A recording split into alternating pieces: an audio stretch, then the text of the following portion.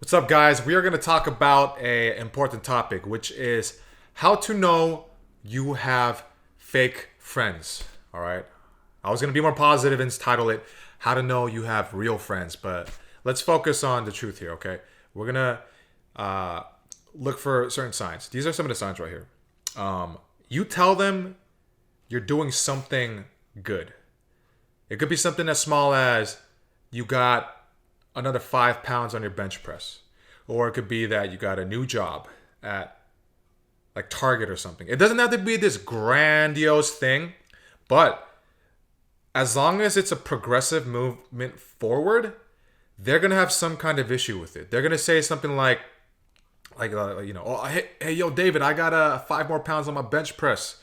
And he's going to be like, all right, that's not much, man. I mean, but yeah, I mean, that's good for you, whatever. Like, I mean, that's good. Yeah. Like, just like shit like that where they're not really supporting you and they kind of make fun of you because they're trying to plant seeds of doubt in your head.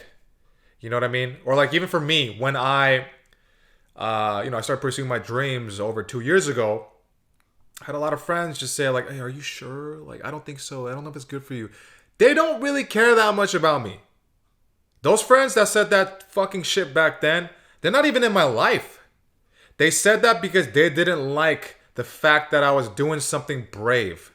Because they're projecting their own fear onto me. And there's envy in that. And there's envy in them hearing what you have to say about your own progress. No matter how small it is. Even if they're stronger than you, like the bench press thing. Or they have a better job than you, but you're still leveling up. They want you to stay in the same place that you are in so that they feel better about themselves. It's an ego thing. Keep you in the same place so they feel always better.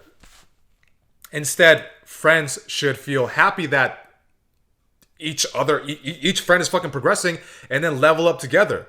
It doesn't have to be a competition thing, but it's more like, let's inspire each other to see what we can fucking do. But this happens too many times, man. Dude, everybody is envious. Every human being struggles with envy. It is innately within us. Every human, even me. But to quell that envy, you have to focus on yourself and grow in every area you can, right? Because if you're growing, how are you going to look back and be like, well, fuck you, I'm going to keep you down here? To your friend or to other people. If you're constantly growing, you're not going to feel threatened by it, right?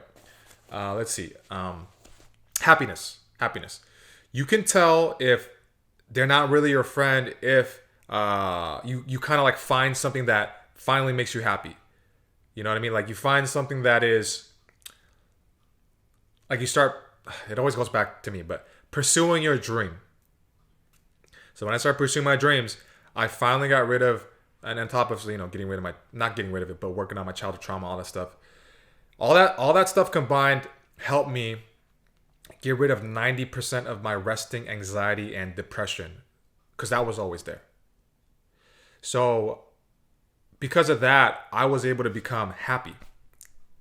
For the first time. And I've had friends that we would bond over sadness. Just like, oh yeah, like, how's your day? It sucked, man. You know, my boss, like, Caitlin, she just fucking talks shit to me. What a bitch. And he's like, yeah, I know, man. Dude, bosses are bitches, man. Life sucks. So you bond over that. So there's one day, my friend, he asked me, how are you, man? And I said, I'm good, dude. Everything's great. And that was not the normal answer I would give pre-pursuing my dreams and allowing myself to be me. And he was like, okay, like, everything's good? Like, everything's good? Because he said that because he was looking to see if there was something wrong. And I said, yeah, this is the happiest I've ever been. And as soon as I said that, the look on his face, it showed complete disappointment. And a lot of times, it's not going to be very obvious. When he did it, it was like, he was trying to smile. He was like, oh, that's good, man. That's good. That's not a real smile, okay? Yeah. This is a real smile. Right now, ready? Like, oh, dude, that's awesome. Okay, now it looks fake because I'm forcing it. But you know what I mean. There's a difference, right? There's a difference. So you can tell when they're genuinely happy for you. So if your friend is not genuinely happy for your progress, they're not your fucking friend, man. Even if they didn't do anything horrible to you, those little things is actually fucking horrible. It has a compound effect. It holds you back. Those are seeds of poison. It makes you doubt yourself. It makes you feel like you're wrong, and you're not wrong. And as you figure out who you are more and more, these fake friends are going to reveal themselves. I got rid of like 90% of my friends in the past couple years because as I began to embrace who I am, was, whatever, and I kept moving forward and, you know, I got more brave to do the things I wanted to do. For me, they didn't like that. These fake friends didn't like that. They don't like that shit because they wish they could do what me, you, whoever is doing. Not the same exact thing, not stand-up comedy, not, you know, being an entertainer, but the fact that you have the courage to improve yourself even just a little bit per day, no matter how small it is, even if it's just changing your diet to lose some weight or, you know, talking to strangers. I've had people, when I was trying to stop, you know, get rid of my social anxiety by talking to strangers and get myself used to it, like exposure therapy. I've had people say, "Hey, that's weird. They're gonna think you're strange." I'm like, I mean, what's the point of that? Like, some people might, but other people won't. The point of this is so I get used to talking, used to socializing, because my problem is social anxiety. And those same people are the ones that struggle with that, but they wanted to keep me with them in this level of sadness. Crab mentality. As soon as you climb up, get out of the pot of crabs, the other crabs pull you down. Because they know they're going to get boiled and they want you to boil with them. But it's so simple. All they got to do is climb up with you and let's both get out and see what's out there outside of this hot pot. Speaking of which, I really do want a hot pot right now. I'm pretty hungry, but yeah. Shabu shabu, Taiwanese hot pot. Anyways, we're getting off track.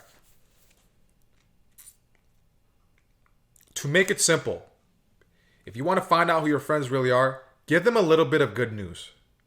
Something small or something big. You could get in a relationship. You can start dating somebody, and maybe your boys are like, "Oh, you know that girl that you're dating, Jennifer? Like, yeah, that's cool, man. I'm glad you like got somebody and stuff. But like, I feel like you could do better. I feel like, you know, she's not the best looking, but you know, she's nice. She's nice. They always say that. Oh, he's nice. She's nice. They're nice. Nice.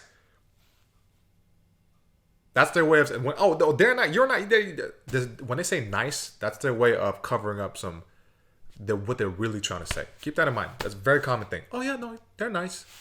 You think she's pretty? Oh, she seems nice. What they're really saying is, yeah, she's fucking ugly. That's what they mean. So,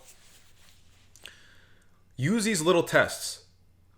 Okay? This is not paranoia, guys. I'm 31, man. I've seen so much. I have a lot of friends tell me their stories. My own stories. Dog, this is life. You have a lot less friends than you think you do. And it seems like a sad thing, but it's really not once you admit that to yourself and realize this is the fucking world. Okay? I have a lot of acquaintances, but I have very few friends. I used to consider everybody a friend or even a close friend if we hung out. Like twice, you know, because I was desperate for friends back in the day. And I realized that's just not the case. And the sooner you realize that a lot of your friends are temporary, the more you're going to be okay with just kind of letting them go when time comes. Because not everybody's going to be 100% supporting you. Very few people will be 100% by your side and back you up. And, I mean, you hear these stories about best friends fucking the girlfriend that they have, right? Or like as soon as you break up, they're like a swarm of ants trying to fuck your girlfriend or boyfriend, right? It's all too common. A lot of these people are waiting and hiding to take advantage of you.